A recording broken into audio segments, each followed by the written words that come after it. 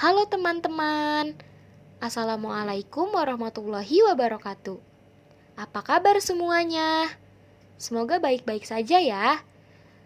Nah teman-teman, mari kita perkenalkan diri dulu yuk. Perkenalkan, nama aku Sonia Febrianti, mahasiswi Prodi S1 Kebidanan semester 2 dari Institut Medika Dr. Gigi Suherman. Di sini, aku ingin mengajak teman-teman untuk belajar bersama mengenai adaptasi psikologi pada bayi. Yuk langsung saja kita mulai. Proses adaptasi psikologi pada bayi. Nah, teman-teman ada yang tahu tidak apa itu masa bayi? Teman-teman, masa bayi adalah masa di mana kontak erat antara ibu dan anak terjalin, sehingga dalam masa ini pengaruh ibu mendidik anak sangat besar.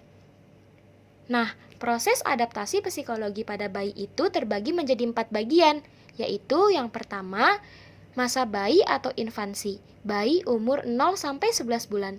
Kedua, proses adaptasi psikologi pada anak. Ketiga, proses adaptasi psikologi pada masa prasekolah, anak berumur 60-72 bulan. Yang terakhir, proses adaptasi psikologi pada masa sekolah. Teman-teman, mari kita bahas satu persatu yuk.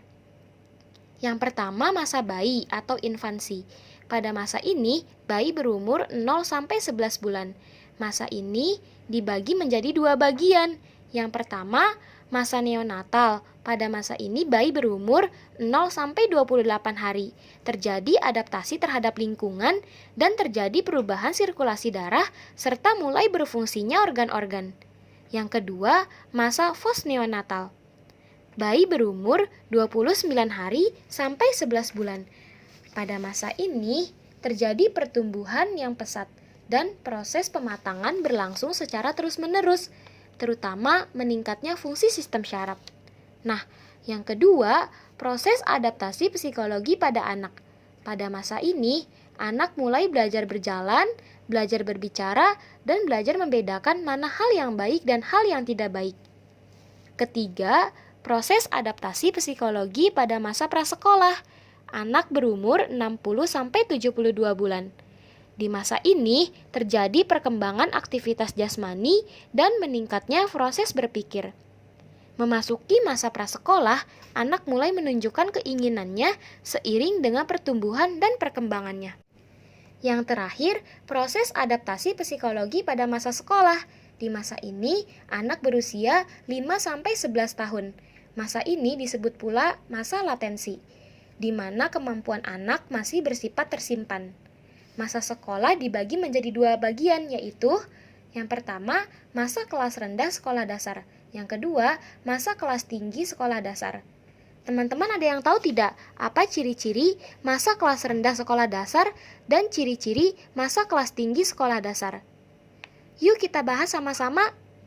Yang pertama, ciri-ciri masa kelas rendah sekolah dasar adalah anak cenderung memuji diri sendiri, suka membandingkan dengan anak lain, dan pada umur 6-8 tahun, anak menginginkan nilai rapot yang baik tanpa melihat kemampuannya.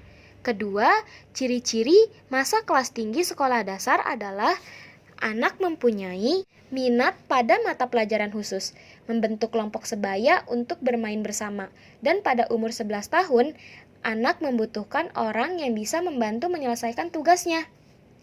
Nah, teman-teman, mari kita lanjut ya. Pada tugas-tugas perkembangan pada masa sekolah di mana pada masa ini anak berusia 6-12 tahun. Berikut adalah beberapa tugas perkembangan pada masa sekolah. Pertama, belajar memperoleh keterampilan fisik. Kedua, belajar bergaul dengan teman-teman sebaya. Dan yang ketiga, mengembangkan kata hati. Oke teman-teman, hanya segitu yang dapat saya sampaikan. Kurang lebihnya mohon maaf dan terima kasih teman-teman. Wabillahi taufiq wal hidayah. Wassalamualaikum warahmatullahi wabarakatuh.